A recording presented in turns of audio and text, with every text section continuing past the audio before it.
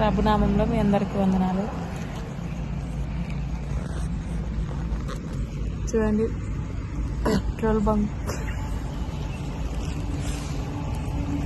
Petrol బంక్లో పడుకున్నాం.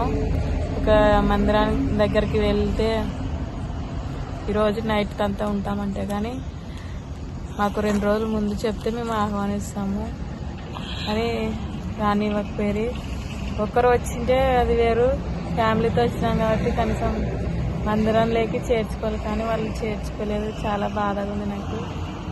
ప్రభునామం మీ అందరికీ వందనాలు. హాయ్ ఫ్రెండ్స్, ఎలా ఉన్నారు? అందరూ బాగున్నారు కదా?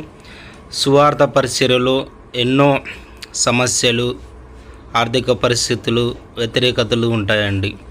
సువార్థికునికి సహకరించేవారు చాలా తక్కువ మంది ఉంటారండి.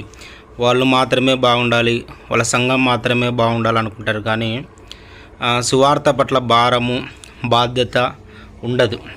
మేము తమిళనాడు ప్రాంతంలో సువార్త పరిచర్యకి వెళ్ళినప్పుడు 2 రోజు కర్ణాటక ప్రాంతంలో పెట్రోల్ బంకులో ఉన్నామండి.